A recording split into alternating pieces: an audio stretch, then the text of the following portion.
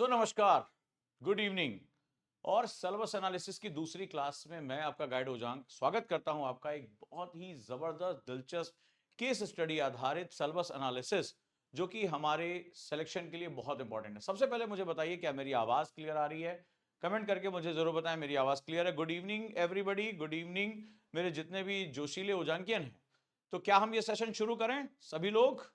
Let's start this session. Yes, good evening सारे जितने भी जोशीले ओजांकियंस हैं। और सिलेबस का जो इंपॉर्टेंस होता है वो बहुत ज्यादा होता है। सिलेबस का मतलब होता है नो योर एनिमी, यानी अपने शत्रु को जानो। मैं आपका इस्तकबाल करता हूं, स्वागत करता हूं आज की इस क्लास में।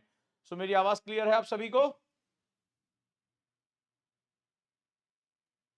वंडरफुल वंडरफुल, क्या बात है। कैसा रहा आज आपका दिन? कैसी चली आपकी पढ़ाई? और आज आपने क्या क्या किया? और आज अभी अभी जस्ट मैं आपको पता है कि कॉन्सेप्टर बैच में हमारे साथ बहुत से बच्चे जुड़ना चाहते हैं कॉन्सेप्टर प्रीमियम में। जस्ट अभी अभी मैं अपने ऑफिस से एक बड़ा ही दिलचस्प मोमेंट यहां पर कवर करके आ रहा हूं। मैं आपका गाइड ओजांग, और यहां पर आज मैंने बच्चों की काउंसलिंग की, जैसा मैंने वादा किया था। जो लोग कॉन्सेप्टर प्रीमियम का हिस्सा बनना चाहते हैं, जो लोग कॉन्सेप्टर प्रीमियम में जुड़ना चाहते हैं, वो अभी अभी मैंने उनकी वीडियो कॉल पे बात की, उनसे मैंने उनकी बहुत सी चीजों के बारे में जाना, जैसे उनका क्या ओरिएंटेशन है, उनको सिखाया उनकी लाइफ के बैरियर क्या हैं, अगर उन बैरियर को हम सॉल्व कर दें तो वो कितनी आसानी से सिलेक्शन पा सकते हैं। ये सब कुछ आज मैंने किया। और अगर आप भी अगर कॉन्सेप्टर प्रीमियम में जुड़ना चाहते हैं, अपनी बातें आप मुझसे शेयर करना चाहते हैं, मुझसे डिस्कशन करना चाहते हैं, आप सब भी जुड़ सकते हैं यहां पर मेरे व्हाट्सएप नंबर के साथ। और मेरा व्हाट्सएप नंबर है 828589, राइट, 8285894079, ये नंबर है, याद रखिएगा। अगर आप भी चाहते हैं कि आप मेरे साथ वीडियो कॉल पर बात करें, आप अपनी प्रॉब्लम मुझसे शेयर करें, आप अपनी प्रॉब्लम मुझे बताएं, और कॉन्सेप्टर प्रीमियम में अगर आप एडमिशन लेना चाहते हैं, तो आज मैंने अलाउ किया था लगभग 25 बच्चों को, जिसमें मैंने आज परमिशन दी है मात्र 15 बच्चों को एडमिशन के लिए, जो मुझे लगा कि वो अप टू द मार्क है, वो मेरे साथ जुड़ सकते हैं। मैंने कुछ कठिन क्वेश्चन पूछे, उनके बारे में उनको बताया, उनकी पूरी मैंने एनएलपी की कि उनसे क्या दिक्कतें हो रही, क्या कमियां। तो अगर आप जुड़ना चाहते हैं तो 8285894079 पर व्हाट्सएप जरूर करिए। तो ये आपको लिंक मिलेगी, मेरे साथ आप जुड़ेंगे और आप व्हाट्सएप नंबर के साथ आप भी मेरे साथ वीडियो कॉल पर जुड़ सकते हैं, इस तरह से मुझसे बात कर सकते हैं, पर्सनल अपनी प्रॉब्लम मुझसे कह सकते हैं, और कोई ना कोई सॉल्यूशन मैं वहां पर आपको जरूर दूंगा। तो चलिए आप शुरू करते हैं।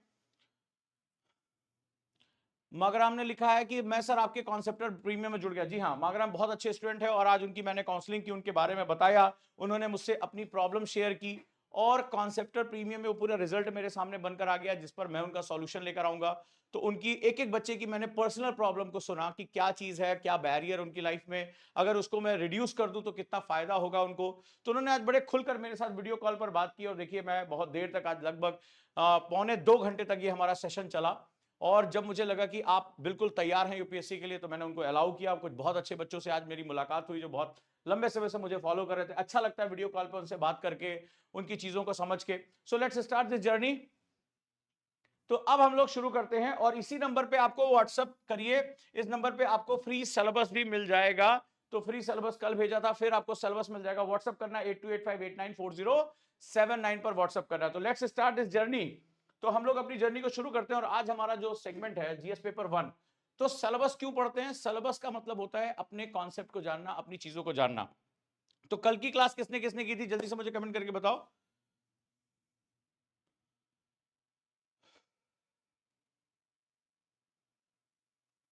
अगर आप गुरुकुल भी आना चाहते हो, कॉन्सेप्टर भी, तो आप मेरे साथ जोड़ सकते हो। तो चलिए, कल मैंने आपसे डिस्कस किया था कि पढ़ाई करते समय इंडियन सोसाइटी बहुत इंपॉर्टेंट कॉन्सेप्ट होता है, जहां पर आपको पता चलता है आपका समाज कैसा है, आपका समाज कैसे काम करता है, आपके समाज का ओरिएंटेशन क्या है।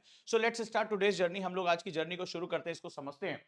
जैसा मैंने आपको बताया था कि ऑफिसर्स का जो ये समाज है, ये उनकी रणभूमि है, ये उनका रंगमंच है, यहीं से आपको सब कुछ सीखना है। भारत के समाज के लिए आपको काम करना है, और भारत का समाज ही आपको फीडबैक और इनपुट देता है, यही आपको चैलेंजेस देखने को मिलते हैं। हमारा ये बेसिक कॉन्सेप्ट रहा। तो मैंने आपको बताया कि समाज एक ऐतिहासिक इकाई है, राजनीतिक इकाई यानी पॉलिटिकल यूनिट है, एक आर्थिक इकोनॉमिक वैल्यू है, और एक एथिकल यानी कि एक नैतिक इकाई भी है। अब जरा मैं बात करता हूं कि हमारा समाज कैसा है। हमारे समाज का एक मेंटल कंस्ट्रक्ट है। अब चैलेंज शुरू होता है, अब यहीं से हम सिलेबस को समझते हैं। तो सिलेबस को जब एनालिसिस आप करते हैं तो यूपीएससी आपके सामने एकदम फैल जाता है, बहुत आराम से खुल जाता है, आप सिलेबस को बहुत गंभीरता से समझ पाते हैं। तो तैयार हैं? तो 12 स्टेप होते हैं सिलेक्शन के, 12 स्टेप होते हैं। 12 स्टेप अगर आपने फॉलो कर लिए तो यूपीएससी में सिलेक्शन हो जाता है, जिसमें दूसरा सबसे इंपॉर्टेंट स्टेप है और वो है सिलेबस पर अपनी कमांड। तो चलिए, अगर मैं बात करूं, सुबह मेरी क्लास खराब हुई थी just because of technical issue, तो मैं आगे उसी को कंटिन्यूएशन में जाता हूं। और डेफिनेटली आपने कल की क्लास जरूर देखी होगी, नहीं देखी होगी तो यूट्यूब पर आप वो क्लास जरूर देखें, क्योंकि ये उसकी श्रृंखला है, लगातार ये क्लासेस चलती रहेंगी और आप मेरे साथ बहुत कुछ सीखोगे। चले आगे चलते हैं। तो यहां पर जो मैं आपसे बात करता हूं मेंटल कंस्ट्रक्ट की, सुबह हमारी बात हुई थी। थोड़ी देर के लिए कल्पना करो एक मानसिक संरचना क्या होती है। अब जरा मेरे सवालों का जवाब देते जाओ। आपके सामने चैलेंज क्या है, अंदाजा लगाओ। सुबह जहां हमने अपनी बात छोड़ी थी, आप एक आईएएस ऑफिसर हो, आप अभी एसडीएम बन के गए हो, यंग हो, लड़की हो लड़का, अभी आप गए हो। थोड़ी देर आंख बंद करो और फील करो, अपनी बढ़िया से ड्रेस पहने हुए हो और आप एक गांव में जा रहे हो। आप उतरे अपनी गाड़ी से, जो आपको बलेरो मिल रही है, सुमो मिल रही है, आपके साथ आपका गनर है, ड्राइवर है। रेडी हो? तो चलो इसको जरा हम देखते हैं। खबर आपको मिली कि वहां बाल विवाह हो रहा है। आप पहुंचे गांव में, आपको निरीक्षण के लिए भेजा गया। नए नए ऑफिसर हो, थोड़ी देर फील करो, और वहां एक बाल विवाह हो रहा है। अब मैं बताता हूं समाज का चैलेंज क्या है और सिलेबस को कैसे हमें समझना है। आप एक ऑफिसर की तरह कैसे सोचते हो, समझना चाहते हो? यस लिख के भेजो, हाँ सर, हम जो है वो सिलेबस को समझना चाहते हैं, समाज को समझना चाहते हैं। चलिए आगे बढ़ते हैं। अब आप गए और आपने कहा बाल विवाह नहीं होगा, कानूनन अपराध है। अब आपको डिसीजन लेने हैं कुछ। इस अपराध के लिए मान लीजिए आपने उसके पिता को, गरीब आदमी है, उसको अगर आप गिरफ्तार करके डाल देते हैं तो उसके घर में इकलौता वही कमाने वाला है, पूरा परिवार जो है उसकी आजीविका पर प्रभाव पड़ेगा। आप तो कानून का पालन करा के चले जाओगे, लेकिन उसके पीछे उस परिवार का क्या होगा? पहला क्वेश्चन। दूसरा क्वेश्चन, आप गए और आपका समाज है, क्योंकि उस शादी आप तो नहीं करा रहे ना, वो माँ बाप करा रहे हैं, भले चाहे कानून है। अब गए और आप दो तीन लोग हैं केवल, आप ड्राइवर है आपका, एक गनर है, आपको एसडीएम आपकी पोस्ट है। अब क्या हुआ, वहां ढेर सारे लोग लाठी वाठी डंडा वंडा लेके पहुंच गए। हमारे परंपराओं में, हमारे यहाँ सदियों से होता चला, बाप दादाओं के जमाने से होता चला जाए यहाँ से। उनको कोई मतलब नहीं, तुम एसडीएम और डीएम, उनसे कोई लेना देना नहीं है कि आप हमारी परंपराओं में, हमारे रीति रिवाजों में आप दखल क्यों दे रहे हैं। पूरा लाठी वाठी आ गया। आप जब बाद में फोर्स आएगी, आपने तुरंत घबरा के थाने को फोन किया, एसएचओ को, बोला सर गांव बहुत दूर है, आने में आधा घंटा लग जाए। आधे घंटे तो कांड हो जाएगा, आधे घंटे में तो सर फूट जाएगा। अब देखो प्रॉब्लम, अब जरा ध्यान से समझो। भारतीय समाज किसके लिए काम कर रहे हो? भारतीय समाज के लिए। चैलेंज आपको कौन कर रहा है कि हमारी परंपराओं में, आपने देखा होगा ना, लोग लाठी वाठी लेके पहुंच गए, अरे देखो फलनवा के घर शादी रोकने आए हैं। तुरंत, अरे कौन जात हो बाबू, आपसे पूछ रहे कौन धर्म के हो बाबू, अरे ये तो दूसरे धर्म का है। आप समाज की सेवा करने के लिए आए हैं, आप गवर्नमेंट के रूल्स एंड रेगुलेशन को पालन कराना है, आपके एकदम रूह तक पहुंच जाएंगे वो लोग, हाँ या ना? अब मुझे बताओ डिसीजन क्या लोगे? लाठी चलवा दी तो उधर से भैया लाठी चल जाएगी। आप दो तीन चार लोग हो, फोर्स भी अभी आने में बहुत टाइम है, आपकी जान जा सकती है, आपको खतरा हो सकता है। अगर आपने गुस्से में आके उसके लोगों को जेल में बंद भी करा दिया तो उसके पीछे उसका परिवार जो भूखा मर जाएगा, ये भी एक बड़ी प्रॉब्लम है। अगर आपने होने दिया तो जो आपने कानून की रक्षा करने की शपथ खाई, वो बच्ची का जो जीवन बर्बाद हो जाएगा, बाल विवाह हो जाएगा, जो सरकार ने जो कानून बनाया वो बर्बाद हो जाएंगे। अब बताओ क्या करोगे? चैलेंज कहां से आ रहा है? मैं ये नहीं कहूंगा तुम्हें सॉल्यूशन आज पता होना चाहिए, मैं बस तुमसे एक कोशिश कर रहा हूं, इस सिलेबस एनालिसिस की क्लास खत्म होते होते, चूंकि जो कि कॉन्सेप्टर का एक बहुत इंपॉर्टेंट पार्ट है, आपका मेंटल स्टेटस में चेंज कर दूंगा, आपके सोचने का तरीका मैं बदल दूंगा। आपको ये जो किताबें, जो हिस्ट्री, ज्योग्राफी, पॉलिटी, आप समझ जाओगे मुझे क्यों पढ़ना है, कैसे पढ़ना है, इनसे निकालना क्या है, आप इस पे काम करना लग जाओगे। राइट, इसमें आप काम करने लग जाओगे। अब देखो, तो इसमें जो बड़ा चैलेंज आ रहा है वो बेसिकली कानून की कमी नहीं, आपकी कमी नहीं है, वो जो मेंटल कंस्ट्रक्ट है वहां से चैलेंज आ रहा है। आपको यहां पर एक मजिस्ट्रेट की भूमिका से निकलकर, एक अधिकारी की भूमिका से निकलकर एक लीडर की भूमिका में आना पड़ेगा। आपको नेतृत्व करना, उनका मेंटल कंस्ट्रक्ट चेंज करना पड़ेगा। आपको उनके मनोभाव को बदलना पड़ेगा कि देख भाई, ये बेटी हो या बेटा, भाई एक श्रुति शर्मा भी है जो आईएएस टॉप करती हैं, एक साइना नेहवाल भी है जो भारत को जो है वो पदक दिलाती हैं, एक महिला है जो हमें कहां से कहां तक पहुंचाती है। आपको वो मेंटल कंस्ट्रक्ट चेंज करना पड़ेगा। आपका सबसे बड़ा जो रोल है वो लीडरशिप का रोल है। आप लाठी चला दोगे, आप 4 लोग हो, उधर से 50 लाठियां गिरेंगी, हड्डी पसली टूट जाएगी। बहुत फोकस होकर उस सिचुएशन को संभालना है कि लॉ एंड ऑर्डर सिचुएशन भी ना क्रिएट हो और संविधान के अंदर जो कानून है उसकी मर्यादा का पालन भी हो। अब आप देख रहे हैं चैलेंज कितना खतरनाक है। तो इसीलिए मैं बार बार कहता हूं आईएएस व्यक्ति नहीं व्यक्तित्व का इम्तिहान है, और यही वो पॉइंट है जहां आईएएस का एग्जाम बहुत कठिन हो जाता है। और 90% बच्चे जो ये सोचकर आते हैं कि यार हिस्ट्री ज्योग्राफी पॉलिटिक्स सिलेबस पूरा कर लेंगे और हम आईएएस बन जाएंगे, कुछ फैक्ट रटते हैं रट लेंगे, नहीं बन पाते हैं वो। क्योंकि यूपीएससी दूसरी लाइन की तरफ देख रहा है, जो तुम्हें ऑफिसर बनना है उसके सामने चैलेंज क्या है, इस चैलेंज को देखने के लिए प्रेजेंस ऑफ माइंड वाला स्टूडेंट कहां है। समझ में आया? क्लियर हुआ कॉन्सेप्ट? तो इसमें डिसीजन आप आईक्यू और ईक्यू दोनों बेस पे लेंगे, यानी इंटेलिजेंट क्वेश्चन पे भी और इमोशनल क्वेश्चन पे भी आंसर लेंगे। तो पहला तो है समाज के मेंटल कंस्ट्रक्ट से आपको लड़ाई लड़नी है। एक छोटा सा एग्जांपल और देता हूं, छोटा सा एग्जांपल आप सुनोगे ध्यान से, लिखोगे ना, और मुझे जवाब सबसे चाहिए, सबका मुझे कमेंट चाहिए। आप जब अपनी तैयारी कर रहे थे तो आप बहुत गरीबी से झेल रहे थे। आप जब तैयारी कर रहे थे तो आप बड़ी गरीबी को झेल रहे थे, बड़ी मेहनत, आप लगनशील थे, लेकिन किसी दोस्त ने, उसके परिवार ने आपकी खाने पीने में मदद की, तमाम तरह से आपकी हेल्प की। अब थोड़ी देर शांत हो जाओ, अब एक गरीब लड़के की भूमिका में आ जाओ। आपको खाना भी खिलाते थे, आपकी किताबें कॉपियों खर्च भी उठा लेते थे। धीरे धीरे क्या हुआ, आपका दोस्त था, दोनों लोग तैयारी कर रहे थे, उसका नहीं हुआ, आपका सिलेक्शन हो गया। अब आप बन गए आईएएस। अब आ जाओ अपने ऑफिस में, एकदम चौड़े होके बैठो कुर्सी पे, आहा, सामने लिखा हुआ, अपने नाम के आगे सोचो, अपने नाम के सामने लिखो आईएएस लिखा हुआ है, भारतीय प्रशासनिक सेवा, भारतीय पुलिस। अब आप ऑफिसर बन गए थोड़ी देर के लिए, एकदम मस्त कुर्सी बैठे हो।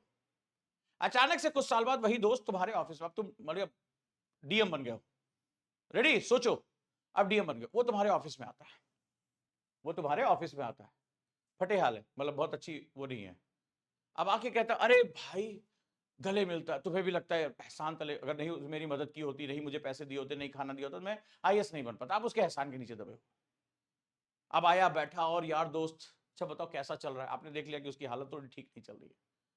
बोला यार वो याद है बहन, हाँ अरे बहन हमारी, मेरी भी बहन, तुम्हारी बहन, हाँ यार उसकी शादी है। अच्छा आप रसद विभाग में हो? तो बोले हाँ। अब जरा देखो, अब जरा देखो कि ऑफिसर की लाइफ कितनी कठिन होती है और समाज में प्रेशर किस तरह से आता है। तैयार हो? मजा आने वाला है।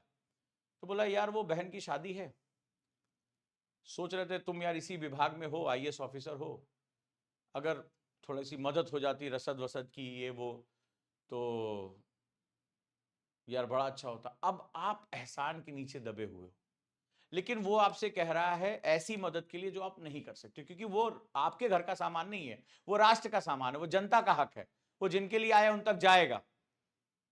अब मुझे ये बताओ, अगर मदद करते हो तो कानून का पालन जाएगा, एक तरफ तो ये प्रॉब्लम, दूसरी तरफ नहीं करते हो, हाँ भूल गया ना तू, एहसान भूल गया ना, एहसान फरामोश, मुंह पे बोल के चला जाएगा, कुछ नहीं कर पाओगे। तेरे पास खाने को नहीं था, आज बहन की शादी के लिए 4 बोरे चीनी मांग रहा हूं, ये मांग रहा हूं, तुझे देने में दिक्कत हो रही है, तू अपने घर से दे रहा है। और कल जब मेरे घर पे बैठ के खाता था दोनों टाइम, 4-4 रोटियां मां गरम गरम फुलके बनाती थी, नहीं तो आज तू आईएएस बन पाता, तू घमंड दिखा रहा है, ऐसे आपको बोल कर जाएगा ऑफिस में, और आप बैठे रहोगे दर्द में। हाँ या ना? डिसीजन क्या लोगे भाई? दोस्त के एहसान से, उसके परिवार के एहसान से निकलना आसान नहीं, क्योंकि अगर वो लोग साथ नहीं देते तुम आज यहां पहुंच नहीं पाते, तुम्हारा टैलेंट धरा रह जाता जो तुम्हें पढ़ने के लिए किताबें नहीं मिलती। और करते हो तो जिस कर्तव्य पथ की तुमने शपथ ली थी वो डिस्टर्ब हो जाएगा। अब बताओ क्या होगा? अब तुम्हें समझ में आया कि स्टूडेंट को इंडियन सोसाइटी क्यों पढ़नी चाहिए। ये जो चैलेंजेस है ना, ये आपको बताएंगे कि मुझे इससे बचने का तरीका जीएस पेपर 4 में एथिक्स इंटीग्रिटी से उठाना है, मुझे कैसे कानूनी राय के साथ इसको जोड़ना है। हाँ या ना? अब मुझे बताओ सॉल्यूशन क्या दोगे तुम? कॉन्सेप्टर प्रीमियम की सब जो क्लास चल रही है सभी बच्चों के लिए बहुत जरूरी है। सिलेबस जो मास्टर बन गया, अगर आज मेरी बात पहुंच रही, मेरी बात दिल तक पहुंच रही कि हाँ यार सिलेबस को सर ने खोल के रख दिया, लाइक जरूर करना, सब्सक्राइब जरूर करना। हाँ जी,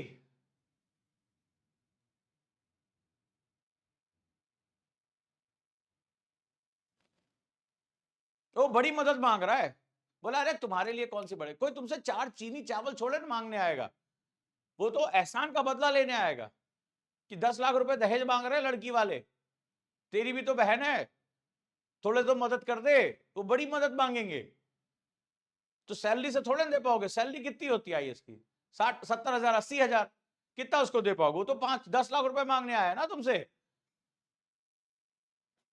और नहीं दिया तो जिंदगी भर जहां जाएगा, अरे भैया किसी की मदद करने लायक नहीं है, लोग बन के भूल जाते हैं। आजकल चल रहा है ना, वो एक पत्नी जब वो सेलेक्ट हो गई, याद है ना अभी कुछ दिन पहले जब बेचारी एसडीएम बन गई तो उसने वो पति को छोड़ दिया, कितने लोग उसको गालियां लानत मालानत देने लगे, बिना कुछ जाने सोशल मीडिया पर ट्रोल हो गई बेचारी कि छोड़ दिया। अब कई लोगों ने जानकारी मिली कि कई पतियों ने अपनी पत्नी को पढ़ाना बंद कर दिया कि पढ़ लिख लेगी एसडीएम बन जाएगी लात मार देगी। समाज देखो कैसे देखता है, पॉजिटिविटी ले ना ले, निगेटिविटी बड़ी तेजी से लेता है। हाँ या ना, कई बच्चियों का फोन आया कि सर जब से वो वाला कांड हुआ है वो छोड़ दी है, तब से जो है वो हमें भी घर में शक से देखा जा रहा है कि भैया बन गई तो कहीं छोड़ ना दे। हाँ या ना, हुआ था कि नहीं, आपने देखा होगा इसको। तो ये बड़ी खतरनाक चीज है, बहुत खतरनाक चीज है। इसी तरह से वी नीड रिफॉर्म्स। और वहीं पर तुम्हें अब समझ में आया कि जब समाज में सरकार तुम्हें भेजेगी जाओ आईएएस बन के जाओ, आईपीएस बन के जाओ, हर जगह लाठी डंडा नहीं चला सकते, so then you have to be reform. और रिफॉर्म के लिए तुम्हारे अंदर क्या क्वालिटी होनी चाहिए, लीडरशिप क्वालिटी होनी चाहिए। लीडरशिप क्वालिटी होनी चाहिए कि लोगों को आप प्रभावित कर सको कि देखो यार बाल विवाह गलत है, रिश्वत लेना गलत, आपके अपने आचरण से, आपके अपने व्यवहार से वो बदलाव आने चाहिए। This is the biggest thing. आपको फॉर एग्जाम्पल आप एक लिविंग रियलिटी है, तो लिविंग रियलिटी में तुम मुझे बताओ, आज की डेट में टीवी खोलते हो सुबह सुबह एक बाबा आ जाते हैं, आजकल सोशल मीडिया के माध्यम से जादू तंत्र टोना ये सब कुछ आ रहा है, अंधविश्वास रूढ़ियां, पशुओं की शिशुओं की बलि, अब ये सब कुरीतियां ही तो हैं। और आप जैसे रोकने गए, हमारी परंपराओं में दखल देने वाले तुम कौन होते हो, हजारों वर्षों से परंपराएं चली आ रही, ऐसे दुहाई देते हैं। और अगर ये चीज होती तो समाज के ऊपर धब्बा है, क्योंकि आपको वैज्ञानिक साइंटिफिक टेम्परामेंट बढ़ाना है, अंधविश्वास को नहीं बढ़ाना है। लेकिन आज सोशल मीडिया से आप लोगों ने कितने ऐसे पॉडकास्ट देखे होंगे, तमाम तरह के अंधविश्वास कि वो काली आत्मा, वो पीली आत्मा, दुनिया भर की बातें होती। हाँ या ना, आजकल तो खुलेआम चल रहा है सोशल मीडिया पे पॉडकास्ट के नाम पे, और बहुत देखा जा रहा है। मुझे भले चाहे 200 लोग मुश्किल से देख पाए क्योंकि मैं ज्ञान ध्यान की बातें कर रहा हूं, लेकिन अभी यही सब बातें करता तो अभी मिलियंस के फॉलोअर होते कि ये नींबू मैंने फेरा और वो देखो 2-4 केमिकल से डाल के और उसमें जो है ये लाल कलर निकाल दिया, अभी देखते हैं मिलियन मिलियन व्यूज आते हैं। तो इस देश में अश्लीलता और अंधविश्वास ये तो दबा के चलता है भैया। सो आपको इन चीजों से, आस्था ठीक है, अंधविश्वास गलत है। आप पढ़ते होंगे न्यूज़पेपर में कि वो बेटा या बेटी नहीं हो रही थी तो फलाने वाले का जो है गला दबा दिया, उसकी बलि चढ़ा दी तो ताकि संतान प्राप्ति हो जाए। ऐसी भी चीजें हमारे समाज में हो रही हैं। सो आपको इन चीजों से लड़ना है, और इन चीजों से लड़ने के लिए आपको हथियार से नहीं लड़ना है। आपको कहां प्रहार करना है, उनकी मेंटेलिटी पर प्रहार करना है, उनकी मेंटेलिटी पर प्रहार करना है। मैं एग्जांपल और देता हूं, प्रैक्टिकल एग्जांपल जो मैंने देखा। आज की डेट में देखा होगा आपने कि रतन टाटा साहब कितना एक्टिव, इतनी उम्र में शरीर झुक रहा है, और बहुत बुजुर्ग बुजुर्ग जो है उद्योगपति वो रात दिन काम करते हैं। आपने जो इन्फोसिस के संस्थापक हैं नारायण मूर्ति सर, आपने देखा होगा वो अभी भी जो है लगातार काम करते हैं। युवाओं को क्या है 12-12 घंटे पर डे काम करना चाहिए, सुना होगा आप लोगों ने। एक 40 साल का रिक्शा वाला मिला, और देखो अगर ये बात समझ में आई हो तो मुझे जरूर कमेंट करना कि ऐसा हुआ कि नहीं। 40 साल का था। मैंने कहा यार थोड़ा अपनी लाइफ को एनहांस करने के लिए कुछ सोचो, जैसे खाली टाइम पे कुछ पढ़ाई करो या कुछ ऐसा स्किल सीखो कि रिक्शा चलाने से निकलो। जानते हो मेरे को क्या बोला? आराम से लेटा हुआ था। मैंने कहा शाम को 6 बजे के बाद तुम अपनी लाइफ को ऊपर करने के लिए कुछ कर सकते हो, कुछ सीख सकते हो, इनकम बढ़ जाएगी परिवार की। एक बार हमें ऊपर से नीचे देखा, ठीक है। उसके बाद अरे बाबूजी अब मरने वाले। अच्छा 40 साल का था मुश्किल से, 40-42 साल। अब जो हमें करना था कर लिए, अब हमारे औलाद औलाद को जो करना होगा करेगा। क्या देख रहा हूं शाम को, जैसे अंधेरा हुआ, सूरज अस्त शराबी मस्त, पता चला कि क्यों नहीं वो प्रौढ़ शिक्षा दे सकते थे, क्यों स्किल नहीं सीख सकते थे। तुरंत उसके कदम ठेका था, ठेके की तरफ मुड़े, जो कमाया उसमें से ले जाके बढ़िया सी एक नारंगी अपना बढ़िया बोतल खरीदी, सारा दुख दर्द गाया। तो मैंने एक चीज महसूस की कि वो लोग जो अमीर बनते हैं, पैसे कमाते हैं, वो उसके लिए अपना समय देते हैं, मेहनत करते हैं, वो उम्र नहीं देखते, वो हालात नहीं देखते, वो काम करते हैं। लेकिन जो लोग, राइट, जो लोग इस तरह की गलतियां करते हैं, वो याद रखिएगा कि उस कंडीशन में वो लोग इस तरीके से काम करते हैं कि उनका आउटपुट बहुत कम रहता है। वो नहीं मेहनत करते हैं, क्यों? उसको बोलते हैं मानसिक गरीबी। वो गरीब बने रहना चाहते हैं, वो नहीं निकलना चाहते हैं, और फिर कहते हैं अरे सरकार हमारे लिए कुछ कर दे, हमें फ्री राशन दे दे। राजनीतिक पार्टियां भी इसी के लिए काम करती हैं। इसको बोलते हैं मानसिक गरीबी। आर्थिक गरीबी से तो कोई भी निकला है, मानसिक रूप से तुमने एक्सेप्ट कर लिया अपनी गरीबी को, तो आप कभी भी गरीबी रेखा से बाहर आ ही नहीं सकते। आप लोगों ने ऐसा कोई केस स्टडी देखी है? मुझे बताएं, आपने ऐसी कोई केस स्टडी देखी है? यस, बताइए मुझे, कि आप उसको लाख समझाएं कि कुछ कर लो, आगे बढ़ जाओगे। अरे मस्त है, राशन मिल ही रहा है, कोई ना कोई पॉलिटिकल पार्टी कुछ ना कुछ दे ही दे रही है, हम इससे बाहर निकलना ही नहीं चाहते।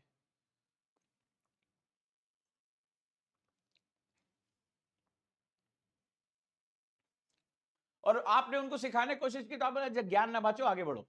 हुआ है कभी ऐसा आपके साथ?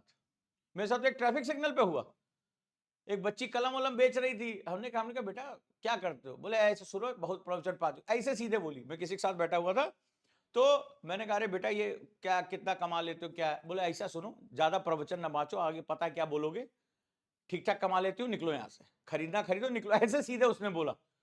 अरे हमने कहा बाप रे बाप, अभी तो हमने कुछ पूछा भी नहीं। बोले खरीदना है पेन खरीदो, नहीं निकलो, हम ठीक ठाक कमा लेते, जाओ यहाँ से, ज्यादा प्रवचन ना बांटो कि स्कूल जाओ, ये करो, ठीक है? तो इस सेगमेंट में आप जरा देखिए कि आपको लड़ाई किससे लड़नी है। आपको भारतीय समाज की उस जो अंदर छिपी मानसिकता, उससे लड़नी है, उससे लड़ाई लड़नी है। ये बहुत गंभीर और बहुत बड़ी लड़ाई है,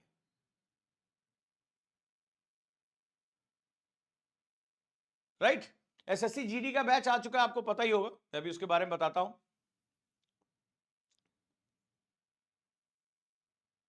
क्लियर है?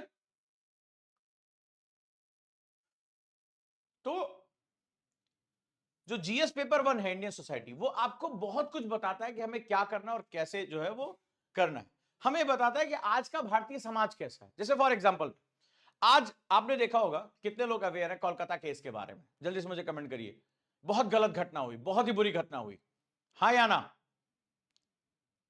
और सभी घटनाओं में छोटी छोटी बच्चियों के साथ, बुजुर्ग महिलाओं के साथ आजकल जो है सेक्सुअल हैरेसमेंट के केस बढ़ते जा रहे हैं।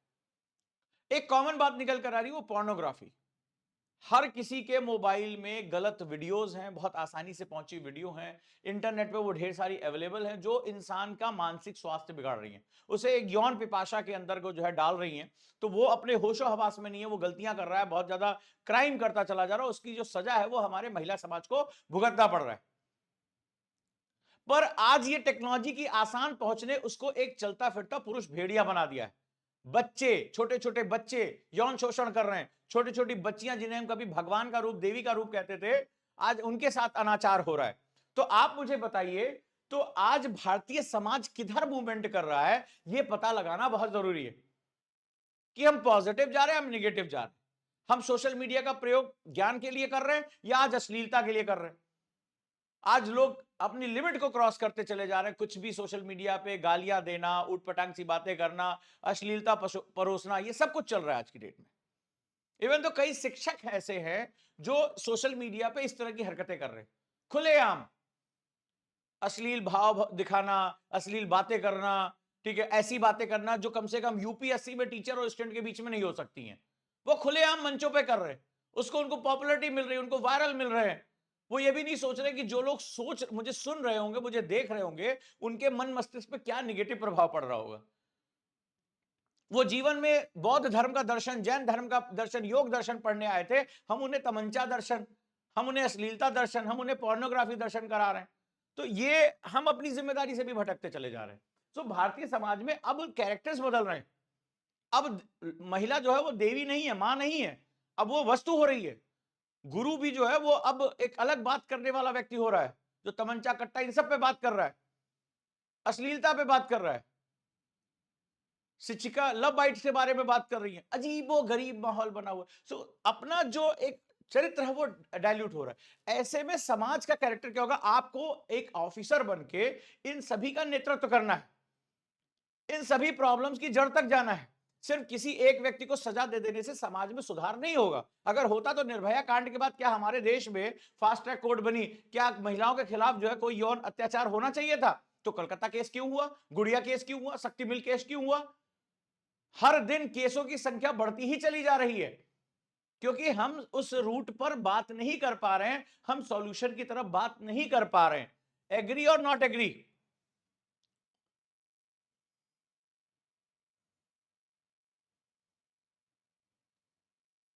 Right? So this is the character, how we think, how we know. So आप कौन हैं? आपका फुल फॉर्म मैं बार बार आपको याद दिला रहा हूं। आप कौन सा एग्जाम देना चाहते हैं? आप बनना चाहते हैं आईएएस। क्या बनना चाहते हैं? आईएएस। और क्यों मैं इतना फोकस कर रहा हूं कि भारतीय समाज पे आपको बहुत फोकस करना चाहिए, क्योंकि इसका फुल फॉर्म ही होता है I am solution. I am solution, this is known as IAS. Indian administrative services के साथ ये तो एक पद है, लेकिन जो आपका कैरेक्टर होना चाहिए वो आई एम सॉल्यूशन होना चाहिए। Yes, I am solution. And इसीलिए मैं बार बार कहता हूं, आईएएस व्यक्ति नहीं व्यक्तित्व का इम्तहान है। आईएएस व्यक्ति नहीं व्यक्तित्व का इम्तहान है। So you have to build your own personality that you can see your problems, the problems of Indian society clearly. और एक टीचर की भी जिम्मेदारी होनी चाहिए कि वो अपने बच्चे को बताए कि तुम ये जो सिलेबस है यूपीएससी का, इसके माध्यम से आप कहां जा सकते हो, किस तरीके से अपना पूरा करियर डिजाइन कर सकते हो। ये हमारी जिम्मेदारी होती है। कोचिंग में जाते ही आज हिस्ट्री की पहली क्लास, आज ज्योग्राफी की पहली क्लास, अरे मुझे बताओ तो मुझे क्यों पढ़ना है, मुझे क्या करना है, मुझे अपना व्यक्तित्व कैसे ट्रांसफॉर्म करना है, मुझे लीडरशिप कैसे लेके आनी है। कोई समस्या होगी मैं सबके ऊपर गोली चला दूंगा क्या? नहीं भाई, नहीं चला सकता। क्या मेरे पास 2 आदमी, उनके पास 50 आदमी गांव में बैठे हैं। तो कैसे मैं इस सॉल्यूशन, कैसे उन्हें प्रेरित करूंगा, कैसे मैं उन्हें मोटिवेट करूंगा, कैसे उनका मेंटल कंस्ट्रक्ट चेंज करूंगा? This is the responsibility. Aradhya ने लिखा है, नमस्ते sir, I am your new student, most welcome. No, most welcome Aradhya. मानते हो ना? तो ये बहुत इंपॉर्टेंट कॉन्सेप्ट होता है। जो ऑफिसर इसको समझ पाते हैं ना, जनता उन्हें सर आंखों पे बिठा के रखती है। जब ट्रांसफर होगा लोग आंसू बहाएंगे, फूलों से तुम्हें नहलाएंगे। देखा था ना बलिया की डीएम के, फूलों से नहलाया उनको। तो ये आपको कौन सा ऑफिसर बनना है कि जनता के दिलों में जगह मिल जाए तुम्हें, वो तुम्हें अपना माई बाप मान ले। तुम्हें इस बेसिस पे करना है। सो सिलेबस एनालिसिस का जो बिगेस्ट पर्पस है वो यही है कि try to understand Indian society. सबसे पहले यही मैं कर रहा हूं। सो सबसे पहला जो हमारा टॉपिक है, अब छोटा सा टॉपिक है, देखो तो मैंने क्या दिखाया था, यूपीएससी दिखाता को रहा है, हाथी के दांत खाने के अलग है, दिखाने के अलग है। तो ये हाथी का दांत है। अब डाइवर्सिटी इन इंडिया पहला टॉपिक है, diversity in India, Bharatiya Samaj की विविधता। अब चलो जरा देखते हैं diversity in India. So diversity क्या होती है? What is the meaning of diversity? What is the meaning of diversity? और यहां पर फॉर्म शेयर किया जा रहा है, जो कॉन्सेप्टर प्रीमियम में जुड़ना चाहते हैं, अदर बैचेस में जुड़ना चाहते हैं, यहाँ फॉर्म भर सकते हैं, देख सकते हैं, बात कर सकते हैं। अच्छा, सब लोग जुड़ गए। आज मैंने 99 के बैच में एक बहुत महत्वपूर्ण चीज पढ़ाई थी। अब सवाल यह है कि डाइवर्सिटी क्या है? What is the meaning of diversity? What is the difference between diversity and difference? जल्दी से मुझे जवाब दो। विभिन्नता और विविधता में अंतर क्या होता है? जरा देखे तो, what is the difference between diversity and difference?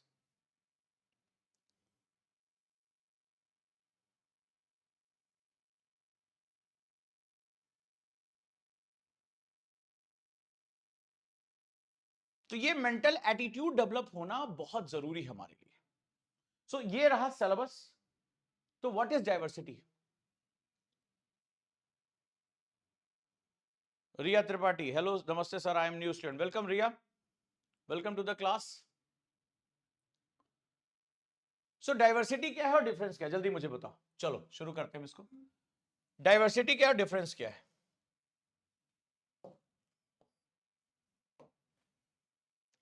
हमारा कॉन्सेप्ट है डाइवर्सिटी इन इंडिया, पहला टॉपिक है यूपीएससी का जब आप जाते हो जीएस पेपर 1 में, उसका नाम है डाइवर्सिटी इन इंडिया, भारत में विविधता। Diversity means uniqueness, uniqueness is totally different thing. Uniqueness का मतलब होता है यूनिक, एक। डाइवर्सिटी मतलब अनेक, उल्टी बात कह रहे हो आप कुसुम। धर्म, भाषा, संस्कृत के आधार पर भिन्नता, ये तो आपका डिफरेंस हो गया।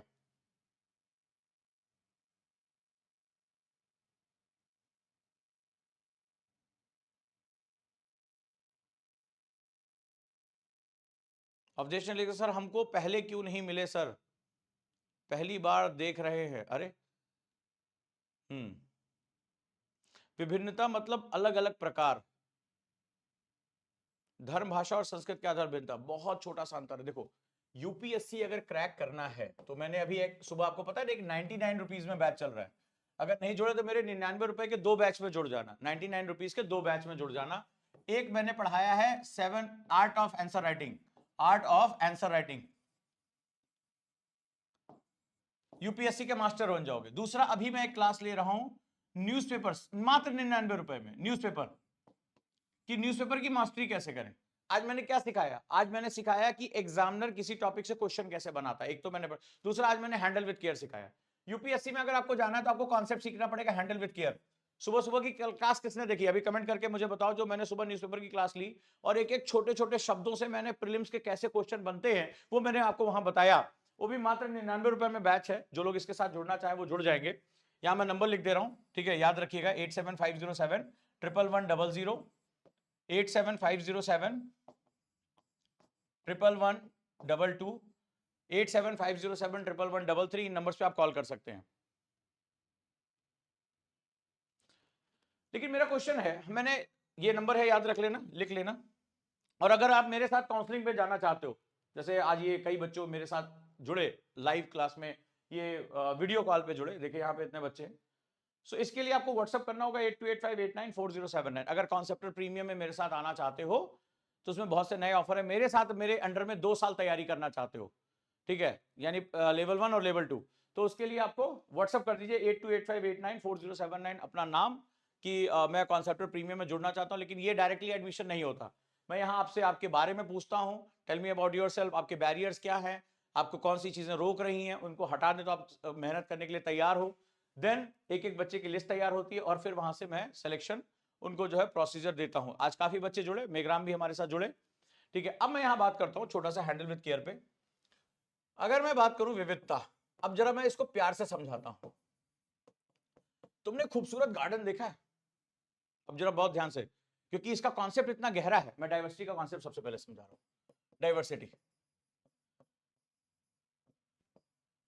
तुमने कभी बागीचा देखा है जिसमें खूबसूरत गुलाब का फूल हो, गेंदे का फूल हो, पॉलिप हो, लिली हो, कैसा लगता है वो गार्डन, ठीक है, एक ये रहा। अब जरा ध्यान से समझना, एक मैं गया गार्डन में, मुगल गार्डन, कहीं भी राष्ट्रपति भवन, तो एकदम खूबसूरत खूबसूरत अलग अलग रंग के फूल हैं, ठीक है, बड़े अलग अलग रंग के, ठीक है, अलग अलग रंग के फूल हैं। अरे भाई साहब ये देखो, ये एक और सुंदर फूल खिल गया बेचारा, ये देखो, ये देखो, ये खूबसूरत खूबसूरत फूल कई कलर के, ठीक है, तो अब ये कलर कलरफुल जो है फूल खिलते चले जा रहे हैं।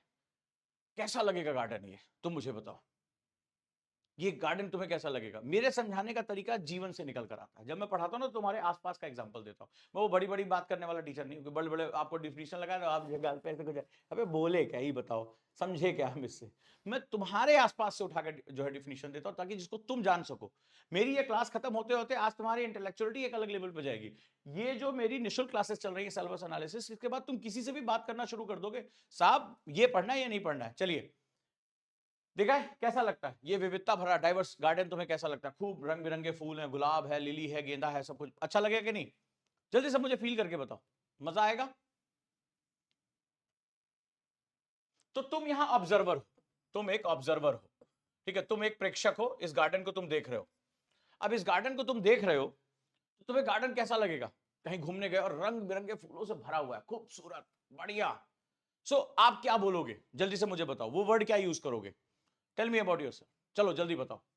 आप इस गार्डन को देखोगे और क्या बोलोगे, खूबसूरत, बढ़िया, रंग बिरंगे फूलों से भरा हुआ, क्या बोलोगे। हाँ, स्टडी लिखा, दिल गार्डन गार्डन हो गया, वंडरफुल, ठीक है, वंडरफुल।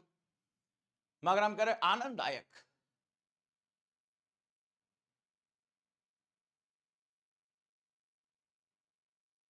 और बताओ, आनंददायक। कोई लिखे वाओ, बहुत बढ़िया, कलरफुल, वंडरफुल, आंखों को बड़ा अच्छा लगेगा।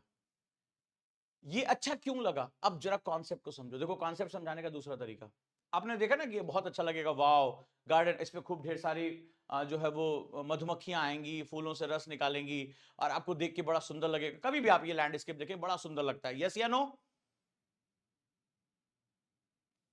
ये मेरा भारत है, ये मेरा भारत है।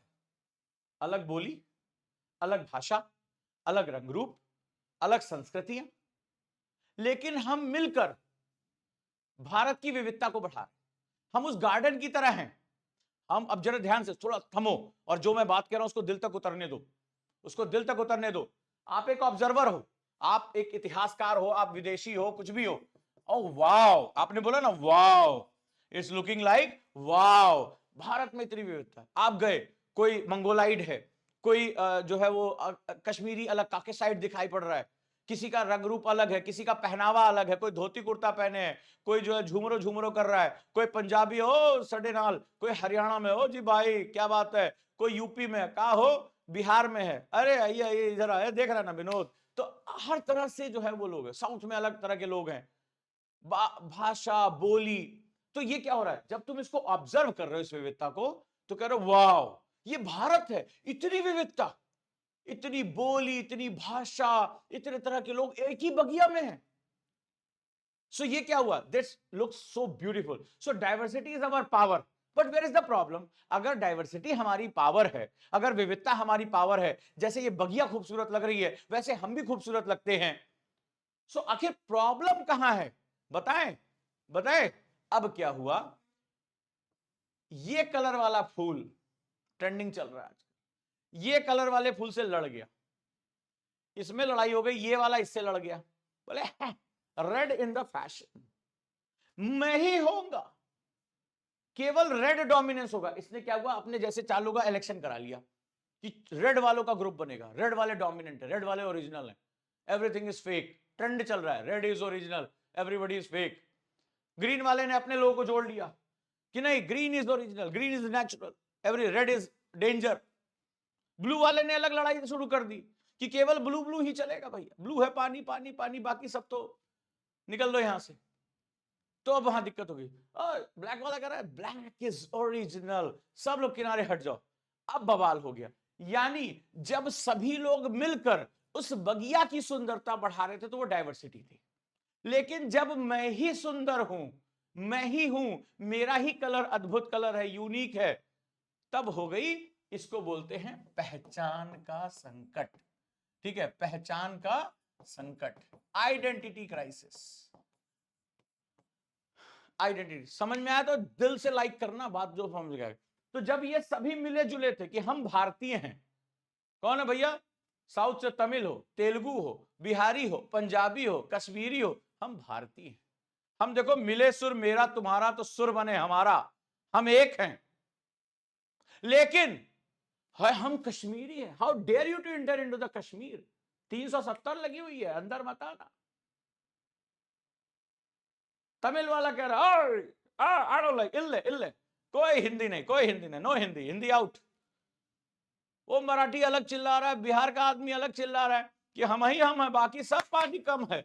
ठीक है, तो फिर क्या होगा, हमारी, मेरा धर्म, मेरी जाति, मेरा जो है वो भाषा, मेरी पहचान, मेरा त्योहार, मेरे लोग, ये क्या कर देगा, ये कर देगा भिन्नता को पैदा, डिफरेंसेस। ये डाइवर्सिटी थी पॉजिटिव, डिफरेंस हो गया निगेटिव, बंटवारा शुरू, भाषा के नाम पे, धर्म के नाम पे, जाति के नाम पे, क्षेत्र के नाम पर, बोली के नाम पे, जातीयता के नाम पर, बांटो बांटो बांटो बांटो बांटो बांटो। कोई अलग मुद्दा बनाएगा, कोई अलग देश को करेगा, कोई भाषा के नाम पर अलग करेगा, फिर पहचान होगा संकट, क्या होगा, देश कमजोर पड़ जाए। सो ये बताओ, भारत को पॉजिटिविटी कहां मिलेगी, डाइवर्सिटी में या डिफरेंस में? डाइवर्सिटी में या डिफरेंस में?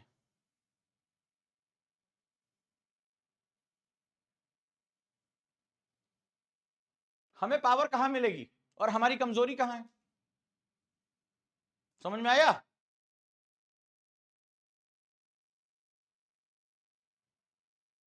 बेला गुलाब जूही चंपा चमेली है। सो हमारी पॉजिटिविटी डाइवर्सिटी में। तो डाइवर्सिटी आती कैसे? जब तुम एक दूसरे को स्वीकार करते हो, व्हेन यू एक्सेप्ट। अरे तुम नॉर्थ ईस्ट के हो, कोई बात नहीं है, भारतीय हो ना, कैसे तुम्हारी आंखें हैं, कैसे बाल हैं, डजंट मैटर। अच्छा भाई तुम्हारा धर्म कुछ हो, तुम्हारा खान पान अलग है, तुम्हारा रीति रिवाज अलग है, मैं तुम्हें स्वीकार करता हूं क्योंकि हम सभी भारतीय हैं, तो भारत की पावर बढ़ती है। लेकिन अरे भारतीय तो बाद में गया, अरे तुम हमारे जाति का नहीं हो, हम तुम्हारे धर्म का नहीं, तुम हमारे यहाँ का नहीं हो, तो हम तुम्हारे यहाँ का नहीं है, तुम्हारी भाषा ऐसी, हमारी भाषा ऐसी, ओ लड़ लो तुम। और फिर आता है गिद्ध, जिसे कहते हैं राजनेता, पॉलिटिशियन। वो गिद्ध देखता है फर्स्ट लाइन्स। पहले अंग्रेजों ने देखा, अब कई भारतीय राजनेता देखते, और हमारा जाति का तो विनाश हो रहा है, अरे सारे लोग इकट्ठा हो जाओ, पता चला लड़ना शुरू। वो जाति के अंदर जाति, जाति के अंदर जाति, धर्म के विरोध में धर्म, क्षेत्र के विरोध में क्षेत्र, भाषा के विरोध में, हम इनके साथ नहीं रहेंगे, हमारे लोगों की भाषा का क्षेत्र। भारत में पहला बंटवारा आजादी के बाद क्या हुआ? आजादी के बाद राज्यों का पहला बंटवारा भाषा के आधार पर हुआ, पढ़ा होगा आपने। So you don't accept the identities, so उसको क्या बोलते हैं? डिफरेंसेस, भिन्नता बोलते हैं। तो भारत के लिए क्या सही है? भारत के लिए डाइवर्सिटी सही है। समझ में आया? और जब नहीं स्वीकार करोगे तो लड़ोगे, लड़ोगे तो मरोगे। फिर क्या होगा? जो बाहरी शक्ति है वो तुम्हारा फायदा उठाएगी। अरे भारत में तो फॉल्ट लाइन्स है, ये है ना, ये किताब, ये पूरी किताब इसी के बारे में है, ब्रेकिंग इंडिया। ये पूरी किताब इसी के बारे में है, राजीव मल्होत्रा की, western intervention in Dravidian and Dalit fault lines. अंग्रेजों ने भारत को 3 हिस्सों का मैप बनाया था। ये देखो मैप लिखा हो, इसमें मैप है, ये भारत का मैप नहीं है, उसमें उसमें ऊपर लिखा था मुगलिस्तान, मुगल को मानने वालों का मुगलिस्तान, द्रविड़ को मानने वालों का द्रविड़स्तान, दलित लोगों के लिए दलितिस्तान, भारत को टुकड़े टुकड़े बांट दो। ये अंग्रेजों का बनाया मैप था। और इन्होंने अपने इतिहास की किताबों से ये थ्योरी पुट कर दिया कि भारतीय कभी एक हो ही नहीं सकते, ये फॉल्ट लाइन्स हैं, उसके अंदर एक किताब ही इसी के बारे में है, विखंडित भारत, ब्रेकिंग इंडिया। ये पॉलिसी चली आ रही है उनकी, क्योंकि भारत जब कमजोर होगा, आपस में लड़ेगा, तो फिर भारत की जो बड़ी विविध ताकत है वो दुनिया के सामने जीरो हो जाएगी। राइट? तो कैसा लगा कॉन्सेप्ट डाइवर्सिटी का और डिफरेंस का? और कैसे, अगर हम, जैसे मान लीजिए किसी ने, तुम ऐसे पूजा करते हो, तुम ऐसे इबादत करते हो, तुम ऐसे चर्च जाते हो, सो ईश्वर को पाने के 50 तरीके, कोई नमाज पढ़ता है, कोई मंदिर जाता है, लेकिन मेरा ही तरीका ठीक है, बस यही गड़बड़ है। मेरा तरीका ठीक है लेकिन मेरा ही तरीका ठीक है, लड़ाई हो जाती है। फिर वहां पे क्या होता है? डिफरेंसेस आ जाते हैं, और डिफरेंसेस क्या करते हैं? देश और समाज को कमजोर करते हैं। और ये फॉल्ट लाइन में आज की डेट में जो ऑफिसर्स है ना, सबसे ज्यादा मुश्किल यही है, ये जो फॉल्ट लाइन में काम करना। जानते हो मेरे कई स्टूडेंट ऐसे हैं जो फील्ड में काम कर रहे हैं, आईएएस ऑफिसर्स हैं, वो किसी दूसरे धर्म को मानने वाले हैं, उनको बड़ा फेस, वो बहुत ईमानदारी से काम कर रहे हैं, फिर भी उनको दबाव फेस करना पड़ता है, बहुत मुश्किल होता है ग्राउंड लेवल पे काम करना।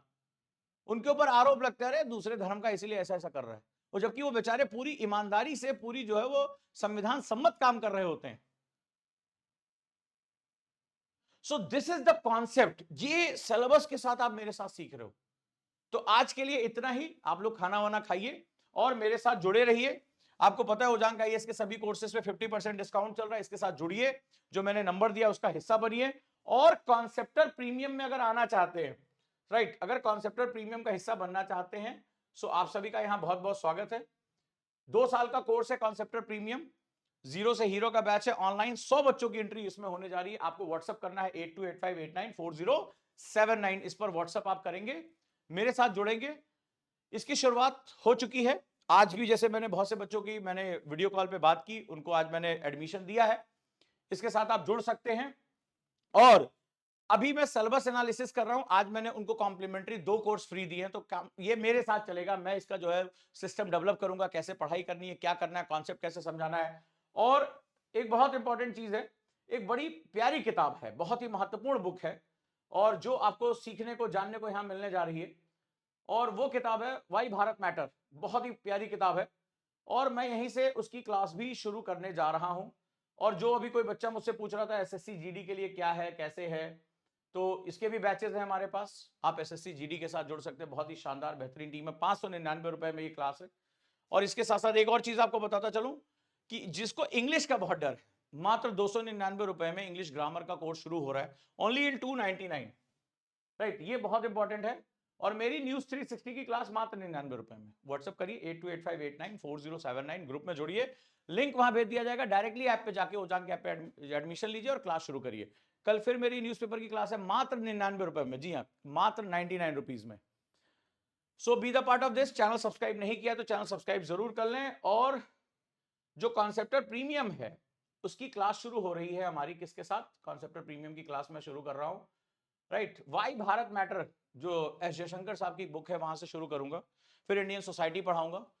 सो जो लोग इसका पार्ट बनना चाहते हैं कॉन्सेप्टर प्रीमियम का, पहले मेरे साथ आपको काउंसलिंग करनी होगी। इस तरह से आपकी काउंसलिंग होगी जैसे मैंने आज कई बच्चों की काउंसलिंग की, राइट। इस तरह से अगर आप देखिए, अगर आप भी मेरे साथ जुड़ना चाहते हैं और काउंसलिंग में पार्ट अपनी जो प्रॉब्लम्स है मुझसे शेयर करना चाहते हैं, अपनी स्ट्रैटेजी मुझसे शेयर करना चाहते हैं, 8285894079 व्हाट्सएप नंबर है, जुड़े रहिए मेरे साथ।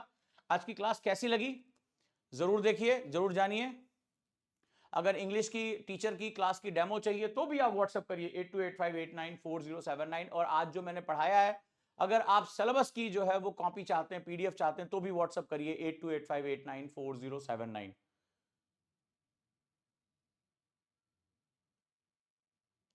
सो वेलकम टू द क्लासेस, आप सभी का यहाँ बहुत बहुत स्वागत है।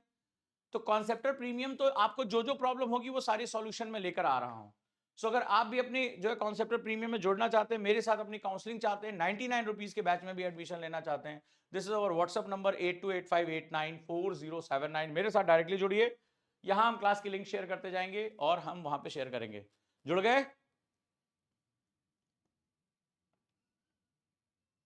मागराम, कितने लोगों ने आज एडमिशन ले लिया कॉन्सेप्टर बैच में? सो हम अब शुरू करेंगे और आगे बढ़ेंगे। वेलकम ऑल, आप सभी का बहुत बहुत स्वागत है। तो कल मिलता हूं फिर मैं अगली क्लास के साथ। थैंक यू सो मच, आप सभी का बहुत बहुत धन्यवाद। साक्षी राजपूत ने लिखा सुपर से ऊपर की क्लास है, थैंक यू सो मच साक्षी। उम्मीद करता हूं कि ऑफिसर के चैलेंजेस जो हैं वो आपको समझ में आए होंगे। Thank you so much, welcome, thank you.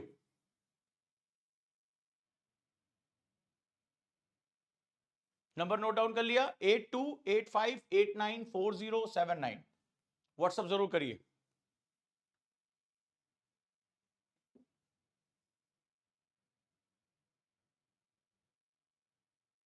Sir कॉन्सेप्टर batch में इंग्लिश की क्लास देखता हूं, जरूरत होगी तो वो भी हो जाएगा। सर आपसे बात करना है, व्हाट्सएप करिए 8285894079। यहां पर वीडियो लिंक दी जाती है 20 बच्चों को एक दिन में, उनसे पूछा जाता है पर्पस क्या है, फिर मैं वो अपना टाइम निकालकर मैं वहां पे जो है काउंसलिंग करता हूं। तो आप लोग यहां पे मेरे साथ जुड़ सकते हैं। श्रेया ने लिखा super class, thank you so much, super duper class है बैकग्राउंड में, थैंक यू सो मच, आप सबका बहुत बहुत धन्यवाद। फिर जुड़ते हैं और चैनल को सब्सक्राइब जरूर करिएगा, फिर मैं कल आपसे मिलता हूं, राइट, थैंक यू। या यहां पर आप फॉर्म भी भर सकते हैं। Good night all of you, thank you Ritesh, thank you so much.